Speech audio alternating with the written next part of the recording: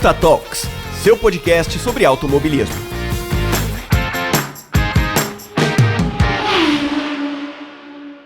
Fala, queridos ouvintes, bem-vindos ao Ponta Talks, o seu podcast sobre o mundo automotivo. Eu sou Ivan, seu host, e hoje vamos falar de uma das montadoras nacionais aí. Infelizmente ela não fabrica mais carros, né? Ela só fabrica empilhadeiras e trator, mas ela ainda está na memória de muitos brasileiros, né? E, se você nasceu, claro, antes da década aí de 90, você viu muito dessa marca na rua, mas agora é bem mais difícil vê-los, mas ainda de vez em quando a gente encontra um ou outro. Estou falando aí da Gurgel.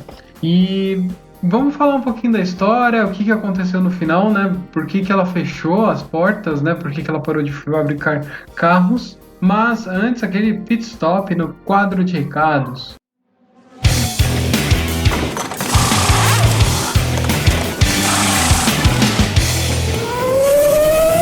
Quadro de recados. Bem-vindos a mais um quadro de recados. Aqueles recadinhos rápidos e de praxe. Siga a gente nas redes sociais, o Ponta Talks é @Ponta Talks no Instagram e no Twitter. E o Garota da F1 é @Garota da F1 no Twitter, no Instagram e no Facebook. Acho que ela tem TikTok também. Procura ela lá. Eu acho que a Rafa ainda tá fazendo TikTok, eu não sei. Desculpa, Rafa.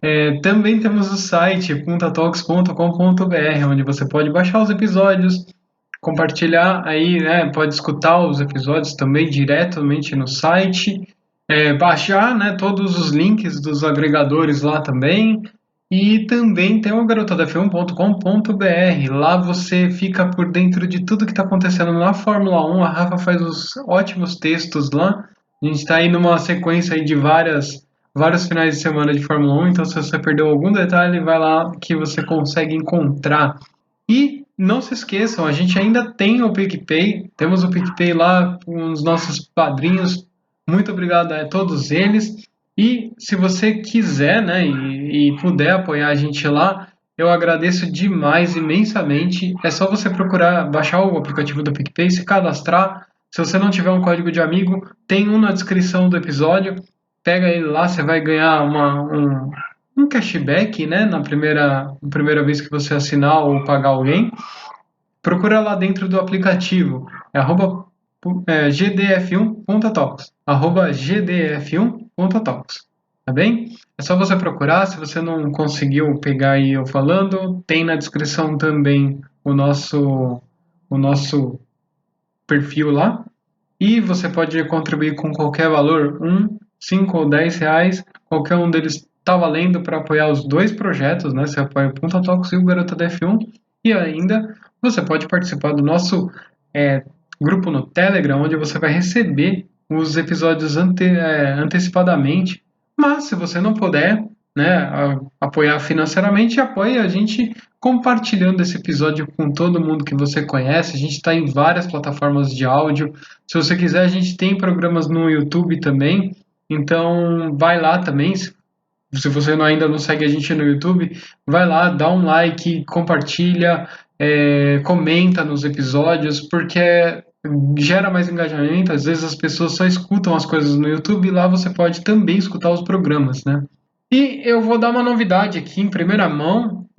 A partir do mês que vem, agosto, né, agosto de 2023, o Ponta Talks vai estar toda semana, né, toda semaninha lá no seu feed, um episódiozinho novo, rápido, que vai ser, a maioria dos episódios vão ser eu que vou fazer, que vai contar um pouco de como foi o final de semana das pistas, né? Vamos dar um giro aí pelo mundo inteiro, falando das principais competições.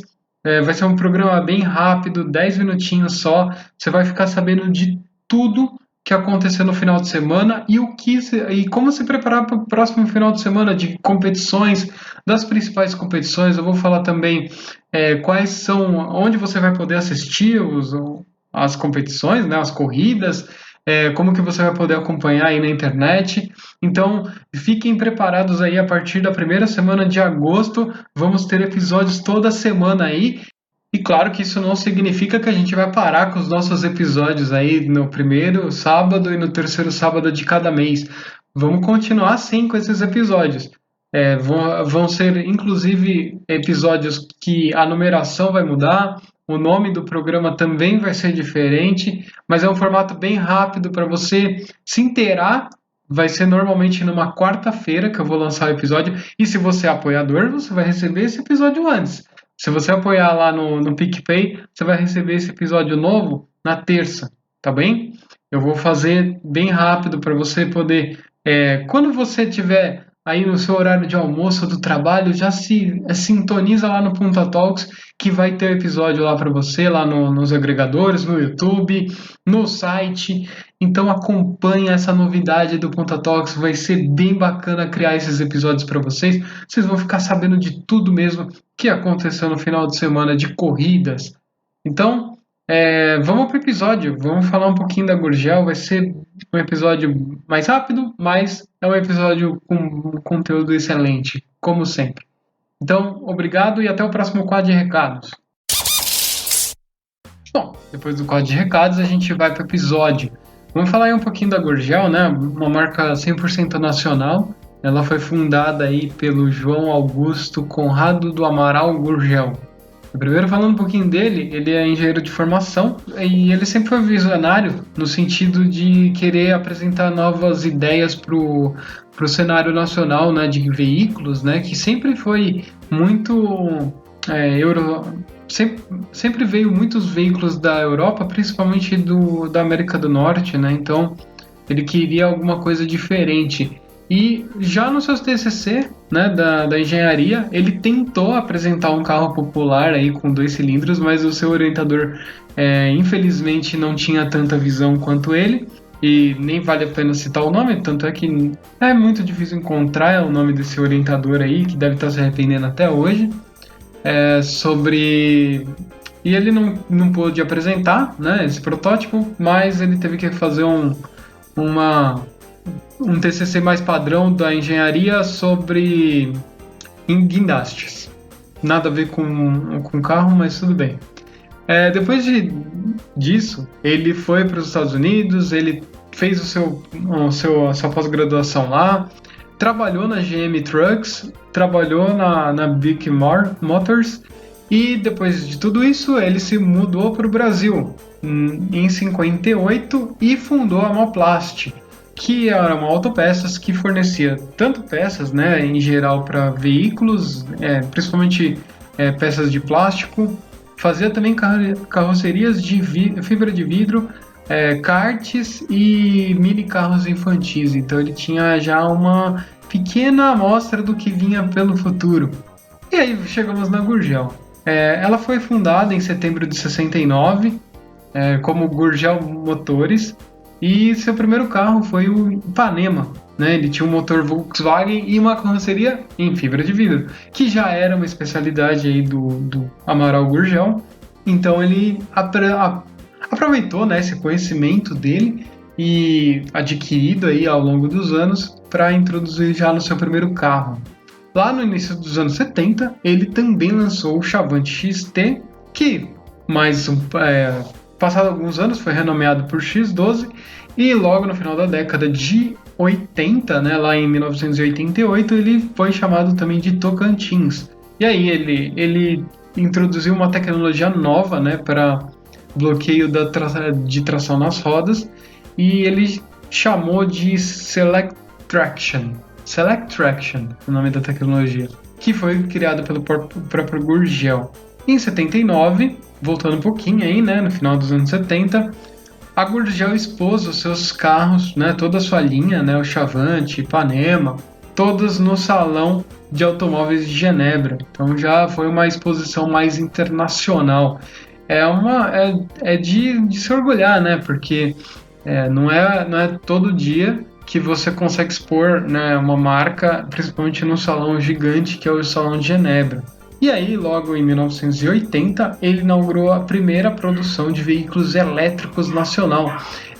desde aquela época ele já era visionário, né? De logo no TCC queria já um carro popular com os 2 cilindros, ele não pôde apresentar, mas na sua própria empresa ele pôde inovar. E ele lançou o Itaipu E150, já em alusão, claro, à barragem de Itaipu, né? A nossa hidrelétrica binacional. E em 81 ele lançou o E400, que tinha uma autonomia de 80 km.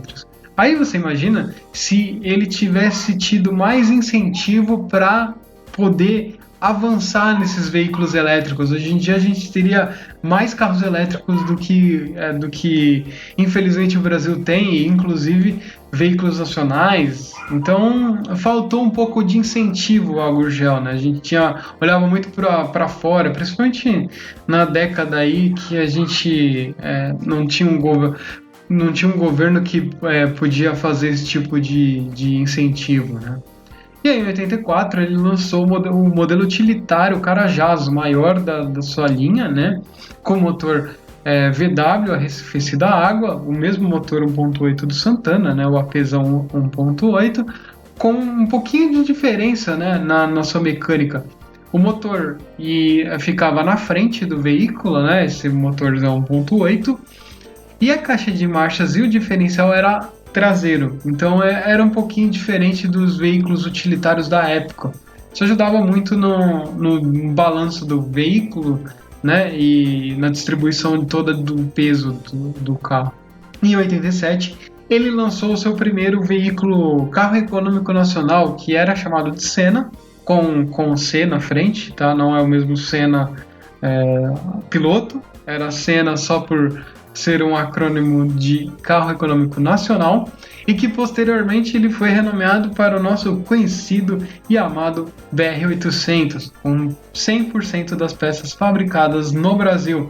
Então era o primeiro carro nacional, 100% nacional da Gurgel, né?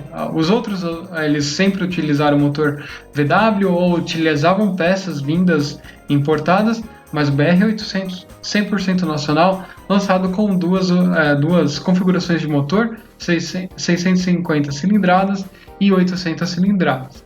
E aí vem a década, né, que começou a decadência aí da Gurgel.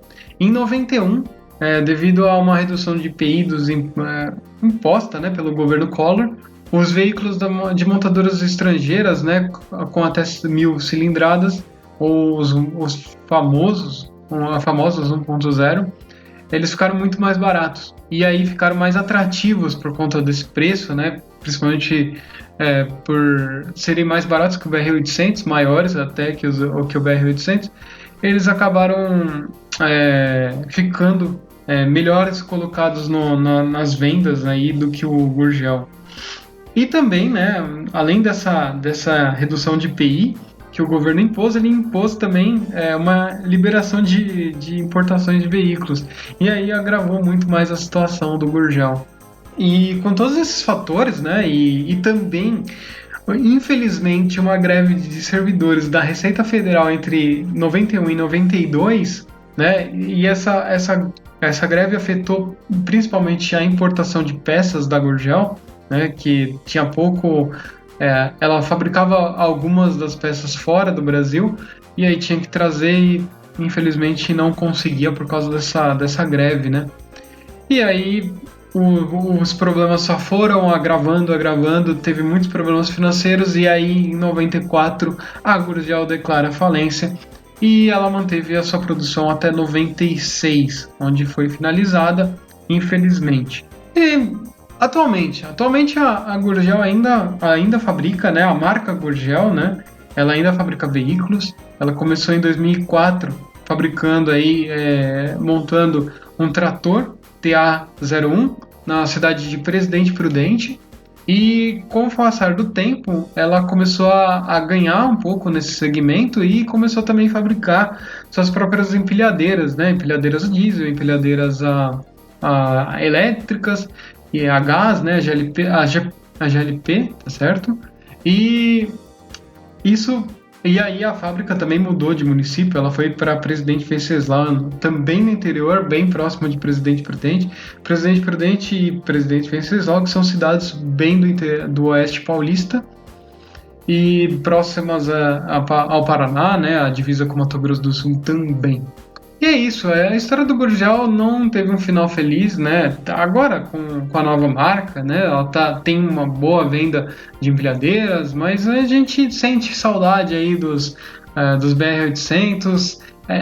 Apesar das pessoas ainda falarem, era um carro parecia frágil, né? Por ser um carro feito em fibra de vidro, com plástico e tudo mais, mas a visão do Gurgel, né? Do Amaral Gurgel foi tanta que ele inovou em vários setores e por falta, né, de muito incentivo do governo na época, dos governos na época, né, principalmente que a gente teve uma ditadura militar no meio e também, né, um governo do Collor que não ajudou, né, a Gurgel, ao invés de também incentivar a indústria nacional, ela acabou agravando os problemas que a Gurgel poderia enfrentar, né, por já ter veículos importados no Brasil, né, a maioria tinha as montadoras tinham suas fábricas no Brasil, mas elas eram montadoras multinacionais, né, Fiat, Volkswagen, todas elas sempre tiveram um preço muito acima, e aí pressionaram o governo,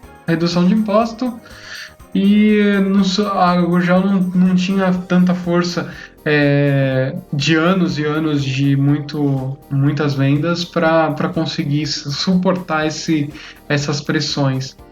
E aí, infelizmente, a gente teve esse final que vai deixar saudades e que esperamos que em algum futuro aí o Brasil consiga apresentar uma nova montadora, quem sabe elétrica, né, 100% elétrica, seria uma ótima aí para o meio ambiente, que é um tema que eu quero trazer ainda para o Ponta Talks. Eu vou conversar com a Rafa para a gente tentar fazer aí um programinha só sobre o meio ambiente, que tem muita pauta para isso também. Mas isso fica para outro dia. Eu agradeço muito o download de vocês, a paciência de vocês até agora. Eu agradeço vocês terem ouvido um pouco da história da Gurgel. Não esqueçam de compartilhar esse episódio com seus amigos. Não esqueça de entrar lá no YouTube também, deixar seu like nesse episódio e nos outros. Deixar seu comentário, pode comentar aí. Às vezes eu esqueci de algum ponto aí. Claro, só lembrando, esse episódio é um recorte. Eu devo ter deixado muita coisa de lado aí. Se vocês quiserem, eu faço um episódio só sobre o BR-800, ou só sobre o Tocantins, ou só sobre o Itaipu. Seriam muito incríveis esses episódios. Então deixa seus comentários aí, deixa comentário também lá no site, se quiser, no Ponta Talks, que também eu agradeço demais. Comenta nas redes sociais com seus amigos, comenta no episódio, nos posts. Seria muito incrível receber esse feedback de vocês, tá bom? E a gente vai ficando por aqui. Não se esqueçam que em agosto a gente começa uma nova série de programas e vai ser bem divertido. Até uma próxima. Tchau!